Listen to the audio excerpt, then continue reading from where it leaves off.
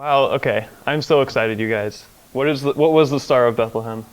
I first discovered this whole, what would you call it, exploration into this topic maybe a year and a half ago or so.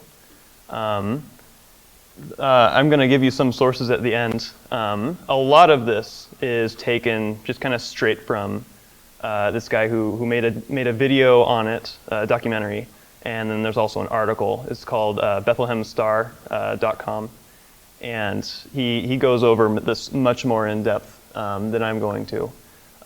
But yeah, it's such a fun topic. I love astronomy, and I love exploring scripture, and just coming up with fun ideas. So let's get right into it. First off, let's read the passage, right? So this is the passage in question with the wise men. So Matthew 2, 1 through 11. Now after Jesus was born in Bethlehem of Judea in the days of Herod the king, behold, wise men from the east came to Jerusalem, saying, "Where is he who has been born King of the Jews? For we saw his star when it rose, and have come to worship him." When Herod the king heard this, he was troubled, and all Jerusalem with him.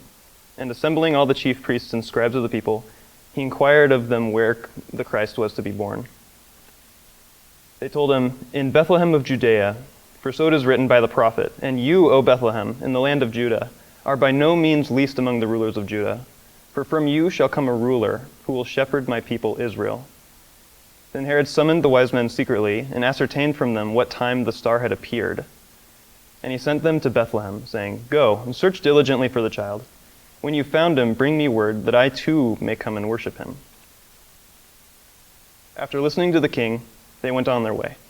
And behold, the star that they had seen when it rose went before them until it came to rest over the place where the child was. When they saw the star, they rejoiced exceedingly with great joy.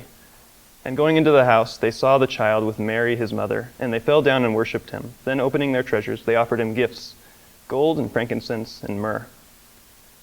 So there are plenty of theories as to what this was, ranging from a miraculous little orb that was just very close to the Earth to, something like a supernova. So I thought I would just divvy you all up real quick and just discuss among yourselves, what do you think the Star of Bethlehem was? What theories have you heard? What do you think makes the most sense? This has been a question for 2,000 years, right? We're not the first to ask this question. We're not the first to come up with ideas. And one particular man who loved this topic as well was Kepler. Those of you who haven't heard of Kepler, he is considered the father of modern astronomy. Pioneered the study of astronomy. He applied mathematics to the planetary bodies. He's known for his laws of planetary motion that inspired Newton later. He recognized that the whole solar system, it works like a clock. You can calculate the motions of everything. It's all so predictable that you can wind back the clock and you can figure out what the night sky looked like on a given day or a given hour of a given year. So he knew how to do this. He explored this. He figured out how to wind the clock forward or backward on our solar system. And of course, he went straight into searching for the Star of Bethlehem by creating star charts. He had his own theories, but what he would have to do in his day is something similar to that image up top, create a star chart, where he would have to individually calculate each planet, right? The stars are pretty stationary. The planets are the things that are moving around. They were called wandering stars back then, because they were a little more unique in their behavior in the night sky. And he would have to calculate each individual one and just map out one chart for one given night. So it was very grueling work, very difficult, right? You'd have to be very precise on calculating which night you want to look at if he was wanting to find something as special as the Star of Bethlehem. And to make matters worse, he unfortunately was looking at the wrong dates for Jesus' birth. So there was a consensus view in his day that Herod's death was around 4 BC. That was the widespread view with some copies that he had of Josephus' work. So Josephus, the writings he had available to him from Josephus gave the indication that King Herod the Great died in 4 BC. And we all know that Herod had to be alive to be able to be jealous of Jesus' birth, right, and initiate a massacre of the innocents in that passage. We didn't get that far in the passage. But, so obviously Jesus' birth had to come sometime before 4 BC, if that was when Herod died. So he was looking in the years far earlier, like even as far as 7 BC, to try and find what he thought would be an astronomical event that would be the Star of Bethlehem. Nowadays, we have more references to our to help us. A lot of older sources indicated that Herod actually died in 1 BC. And even something really funny about it, Josephus actually even contradicts himself on this. So it really was just a silly accident.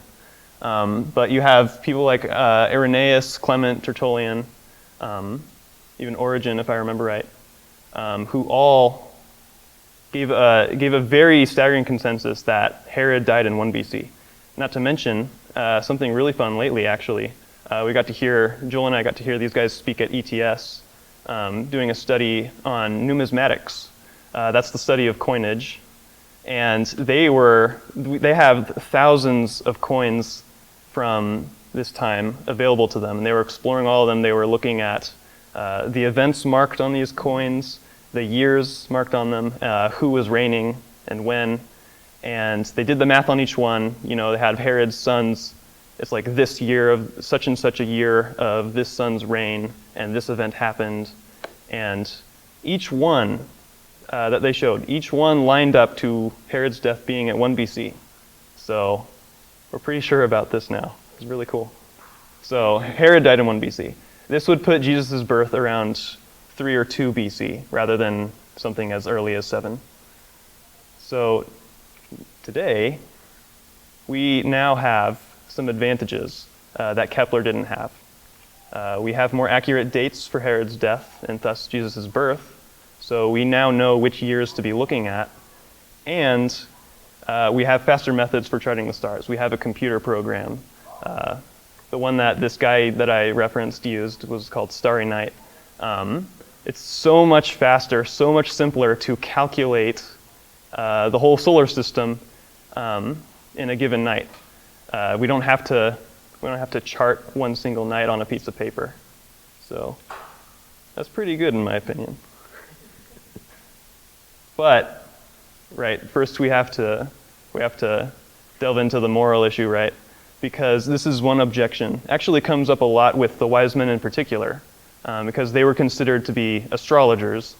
And for those of you who don't know, astrology is condemned, especially by the early church, considered pagan. So yeah, I'll turn it over to you guys.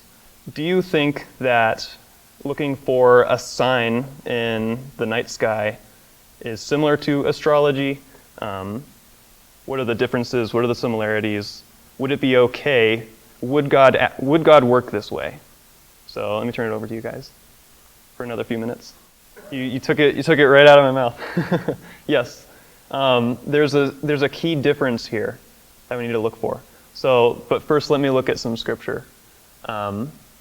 This is straight out of Job. This is one of the earliest books.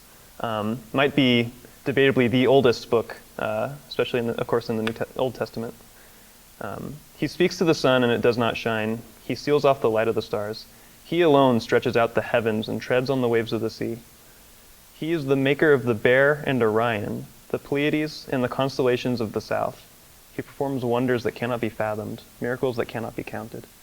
They name specific constellations here as being under God's authority. The coolest part is, as old as this book is, the concepts behind these constellations stayed the same. Isn't that cool? Because the bear is the Great Bear, right? Ursa Major. We know about Orion, right? These concepts have been consistent throughout history. It's very interesting. Here's another. To whom will you compare me, or who is my equal, says the Holy One. Lift up your eyes and look to the heavens. Who created all these? He who brings out the starry host one by one and calls forth each of them by name. Because of his great power and mighty strength, not one of them is missing. From Isaiah. So here's the key difference, right? Astrology says that the stars have some sort of authority over what happens on Earth, like they're governing it. Meanwhile, here we see God has the authority over the stars. So there's the key difference. In astrology, the stars have the authority, but biblically, God has the authority over the stars, and he can make them do what he wants, which means he could make them give a sign if he wanted. And of course, I have to top it off with the classic, right? The heavens declare the glory of God. The skies proclaim the work of his hands. Day after day, they pour forth speech. Night after night, they reveal knowledge. They have no speech, they use no words, no sound is heard from them, yet their voice goes out into all the earth, their words to the ends of the world. This actually is the psalm that Paul quotes in his letter to the Romans when he's asking, do the Jews not know about the Messiah? No, and he quotes this passage. They know about the Messiah because the stars have made it clear. So I think we have some good moral grounds to look for an astronomical sign, right? And here are some qualifications that, by the way, his name is Rick Larson. All the credit goes to, a lot of this material to him. I get like 80% of this from him. And he came up with 9 qualifications that he sees in the passage that we read, that whatever the Star of Bethlehem could possibly be, whatever theory we come up with, it would have to fit these criteria. 1, it would have to indicate a birth, right? These wise men, they came straight to Herod and they said, where is the one who's born king of the Jews? So somehow with this star, whether somehow it was communicated to them that a birth had happened. This star signified a birth. It indicated kingship or royalty, not just any birth, the birth of a king, and not just the birth of any king, but the king of the Jews. So there's these 3 indicators that this star would have to communicate to them. It appeared to rise in the east, like a star. There's debate over the actual language. It says, we saw the star as it rose. Some proponents for a more supernatural explanation would say that it could have risen over Jerusalem and they saw it in the west, because the literal translation of the Greek is, we saw the star as it rose. But in astronomical terms, that most likely means that it was in the east when they saw it. It rose in the east, set in the west, like a normal star. Long story short, this seems to behave like a normal star. It appeared at a specific time, though, as well. Not just any star in the night sky that they looked, and after looking at it for the 100th time, they're like, oh, something actually might be special about that. No, this began to appear at a certain time. It was also something that Herod and the others appeared to miss. Apparently, they were very disturbed when the wise men came to them. He had not been looking at the sky very hard, apparently. Must have been something that stuck out to the wise men and not to Herod or any normal observer. It lasted over a notable span of time. This goes kind of hand in hand with number 5. He asks them, when did it first appear? And later on, after they're done talking with Herod, the star is still there. So it's not a one singular event. It lasts over a notable span of time. It went ahead of them from Jerusalem to Bethlehem. Now this is the trickiest, right? this is where you really start to think, okay, this had to be a supernatural event, right? And rightly so. How would a star do that? How would a star go ahead of them from Jerusalem to Bethlehem, over the place where Jesus was? Lastly, it stopped over Bethlehem. So that's also not something a star does. A star doesn't stop. Certainly not anything like a comet, right? So let's explore some initial ideas. First off, a comet. That artwork is very interesting to me. Whoever the artist was, he was seemed to be convinced that the star was a comet, right? He's got the comet up there at the top. Does a comet fit these criteria? Yeah. A comet was not seen as a good thing, actually. Comets upset astronomers. They were seen as intruders into our perfect solar system because they introduced a little anarchy and upset the established order, if you understand. They were seen as omens of doom. So to think that a comet would be a sign that the Messiah was here, that'd be kind of a terrifying sign to them. They think that's bad news. That's a bad deal. So it's very unlikely that a comet is what would have indicated the Star of Bethlehem. It could not have been a comet. Another idea that people have come up with is a supernova. Supernova is when a star gets really old and nears the end of its life, and it explodes. And these are some of the brightest events in the universe, depending on how close you are. Right. So these supernova, they'll happen like once in a given galaxy. A galaxy will have a supernova every 50 years or so. Try to count how many galaxies there are. That means astronomers are actually seeing hundreds upon hundreds of supernova in a given year, and missing who knows how many more. They're not that rare. However, depending on how close they are, they can be the brightest thing in the night sky. There are some very old in Chinese records and other ancient astronomers. Some supernova were close enough that they were the brightest object in the night sky, and sometimes even visible in the day. So it sounds very appealing, right? It actually would be really neat if the Star of Bethlehem was a supernova. But do you guys see any of these criteria that might not fit that? If not, I'll stop giving you guys a chance to steal the show from me. First off, depending on how close the supernova is, right?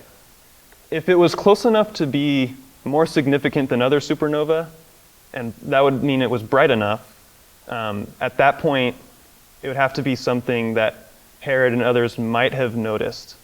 A new star in a new spot seems really bright, like unnaturally bright. Now, I'm giving that one a little leeway. Like it could fit that criteria, but it's worth noting that it can be a bit of a stretch to say that others didn't notice it. Also, it went ahead of them from Jerusalem to Bethlehem, stopped over Bethlehem. Supernova act just like any other star, unlike the planets. The stars are, from our perspective, right? They're all moving, but relative to us, it looks like just one big plaster, just one big star map on the sky. It's reasonable to say that none of the stars are moving in the night sky compared to the planets, especially. So, a supernova would not have been able to do this. So, couldn't have been that either, unfortunately. Kind of sad. They're still cool. Now, I propose this really exciting theory to you guys. And that's all it is. It's just a theory, right? Just for fun. But the more I look into it, the more convinced I am. You can already guess from the picture. What about Jupiter? It seems like Jupiter had some very interesting activity going on in the years 2 and 3 BC. So now I'm going to show you how Jupiter actually fulfilled all of these criteria, as wild as some of them even sound. So you guys know how the planets, they're working through their own little path around the sun. They're, relative to the stars, they're moving. In a given night, they look stationary, just like any other star. But the next night, they're a little further. And the next night, they're a little further. And an astronomer, a studied astronomer, would recognize and chart these movements that they're doing. So that's why they're called wandering stars, because they look like a star, but they're moving in paths that none of the other stars are doing. So here's the first event that happened in 3 BC that could potentially indicate a birth, depending on their understanding of what the stars signify and the planets. And I showed you earlier, a lot of these understandings with these constellations have been very consistent. So one understanding people had that's still with us today is Venus being sort of a female planet, being the mother of the planets, and Jupiter being the king of the planets. Jupiter and Venus had a conjunction in the night sky, and this event, of course, that's going to follow, right? That this event would signify birth, right? The king of the king of the planets and the mother of the planets. This conjunction could potentially represent a birth of some sort. So here's a possible indication, just a possibility. Again, just an exciting theory so far. The more details I show you, the more interesting it's going to get. But here is a first event. Also, it's in the east. It's right before the sun rises. So that's another interesting thing. There's debate among scholars over this, but Matthew's saying that they saw the star in the east as it rose. Every star does that, right? Every star rises in the east. But sometimes that indication that a star, as it rose, could specifically indicate that it happened right in the morning, right before the sun came up. It rose in the east right before the sunrise. And that is what Jupiter and Venus did here. So, another thing. It could have related to the Jews. So this conjunction happened very close to Regulus there, right? Within the constellation of Leo. Regulus doesn't move, but Jupiter and Venus are always moving. So the probability of it being within a certain constellation at a certain time, that's not 100% of the time. So this conjunction happening within the constellation of Leo could potentially, again, I'm going to say that a lot here tonight, could potentially indicate an association with the Lion of Judah. And there's a couple names there, Cher, Aryeh, just showing you that this constellation has very consistently continued or kept this concept of associating with a lion of some sort. The Lion of Judah could be a candidate. So that's one event. That's just the starting point, though. I already mentioned that. It appeared to rise like a star, right? Now, here's the next one. You see Regulus coming up there, right? So Jupiter is traveling across the night sky like this, from night to night. The stars, every night, the stars are rising in the east and setting in the west. But if you just kind of treat the night sky as stationary and just look at it like from frame to frame each night, the planets are moving each night a little further. So Jupiter actually is technically traveling westward, but we're spinning faster than it. So it's still rising in the east, setting in the west. And so it's approaching Regulus right now. So here's the next thing that happened. It had a conjunction with Regulus. And not just any conjunction, it had a triple conjunction. So here's one other special thing to know about the planets. Retrograde motion. So I'm trying to think how best to explain it. The example I hear all the time is if you're driving in your car and that car's only going 5 miles over the speed limit and you're going 20, so you got to pass it. And as you're passing this car, it seems like it's going backwards, right? If you consider your car as like the stationary point or the reference point, it looks like the car is going backwards. But as you're far away ahead of it, and you're looking back at it, now it looks like it's going forward again, right? That's what retrograde motion is, actually. Earth is traveling in a given direction. Jupiter is traveling in the same direction, but slower. We're overtaking Jupiter. So relative to us, it looks like Jupiter is traveling one direction, and then we catch up to it. It slows down, and we overtake it, and now it looks like it's going backwards in the sky. And then as we get further away, it's more easier to see that it's still traveling the same direction. So that's what retrograde motion is. These stars would create little loops in the sky. Very weird behavior, especially if you think Earth is the center of the universe. That was not necessarily the idea as late as people usually think. But anyway, retrograde motion. And it happens right next to Regulus. So you hear the name Regulus. It's a regal name. It's the king of the stars. So here we have the king of Jupiter, or the king of the planets, Jupiter, meeting up with the king of the stars.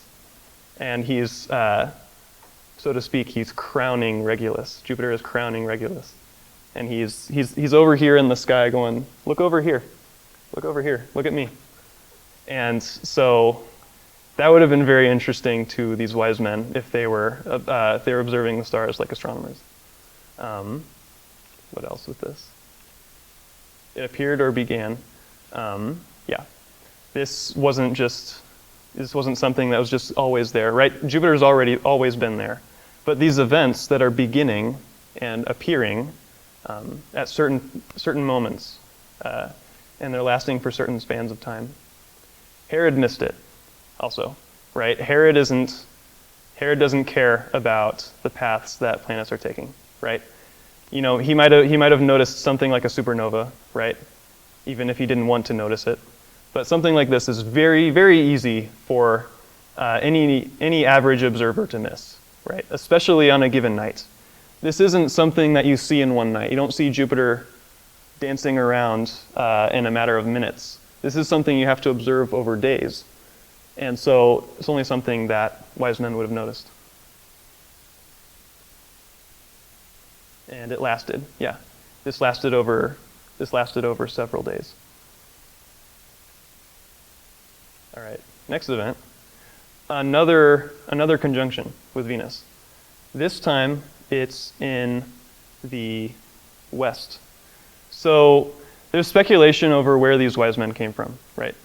But a lot of people like to think that these wise men were from the area around Babylon, which means they were from the east, directly from the east, and so Jerusalem was to their west. So if one conjunction wasn't enough, and if the constellation Leo wasn't enough to indicate a relation to the Jews, the star indicating a birth right over Jerusalem from their perspective might have done it. So here's another case where Jupiter's doing something weird. 2 conjunctions with Venus, a triple conjunction with Regulus. Doing a lot of dancing around here. All right. Now here's the hardest part, right? But Jupiter does it. It went before them to Bethlehem. So here's where I will admit it gets a little tricky with the language. When you read Matthew just straightforward, it does sound like it's describing a very close object that can move around who knows how many hundreds of feet above the ground, right? And it went ahead of them to Bethlehem, and when they saw it, they rejoiced. But the language is consistent with describing a wandering star going ahead of them and being around in the south part of the sky. So those of you who don't know, Jerusalem, I should start. Bethlehem is only 5 miles away from Jerusalem, It could be a night's journey from Jerusalem, and it's directly in the south. So whatever event would be happening that night, whether it's a supernatural light, right, or something in the sky, it'd be directly in the south, while the wise men are in Jerusalem, and that's where Jupiter was. It went before them to Bethlehem.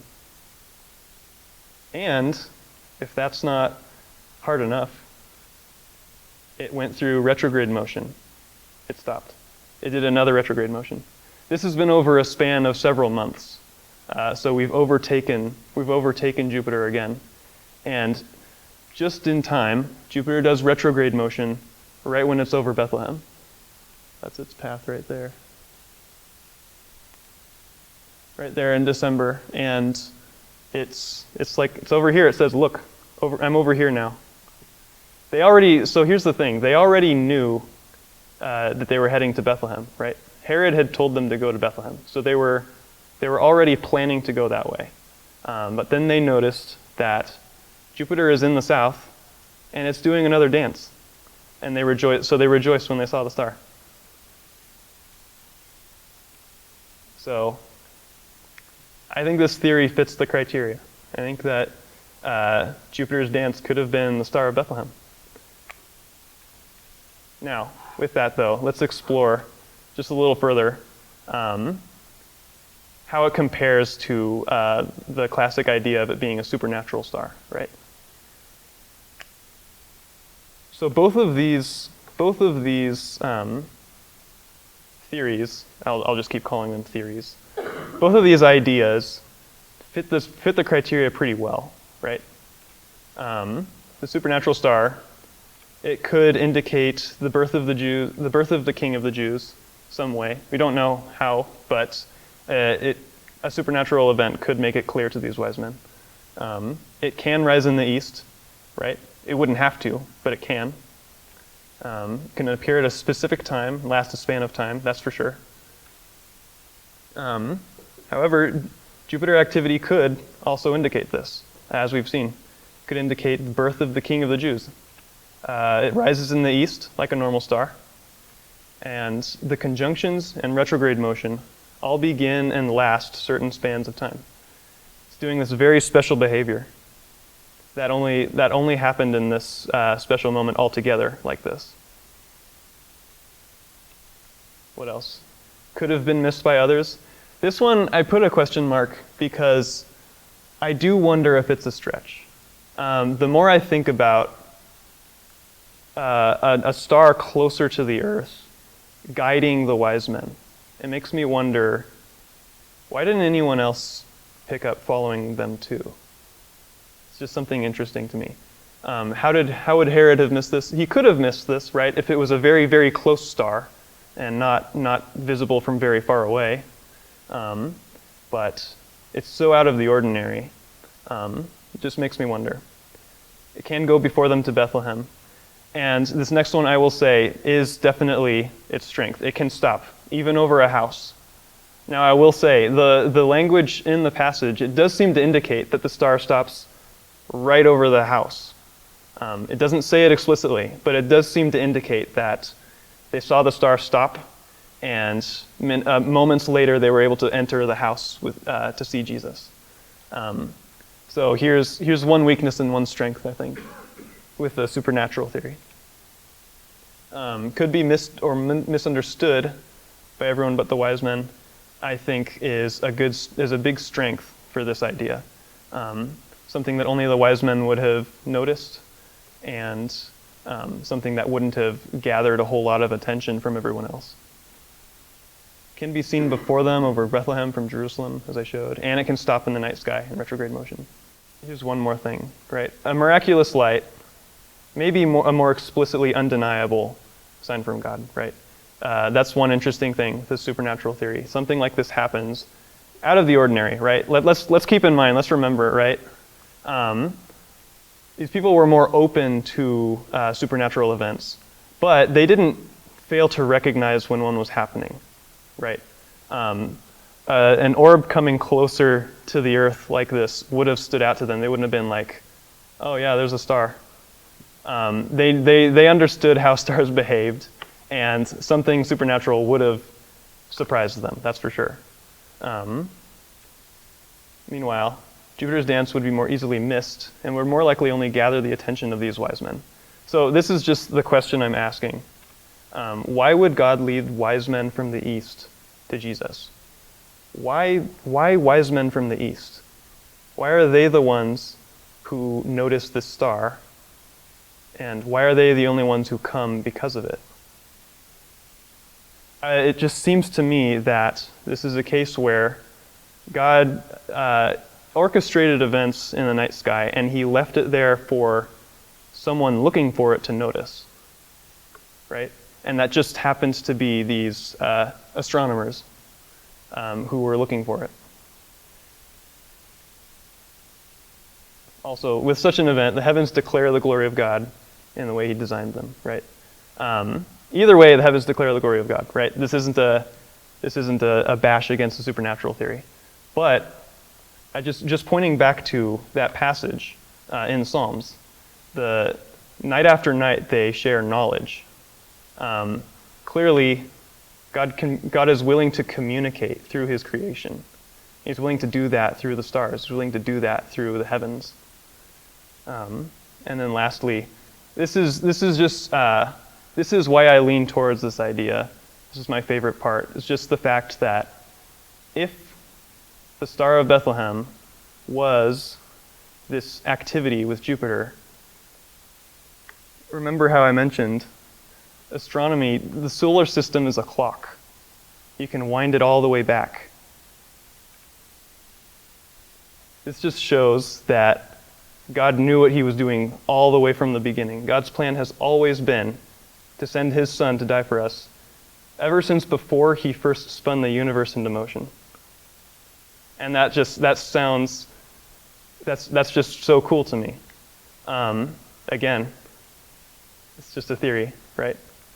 So at the end of the day, either way it's neat. All right. Thank you guys.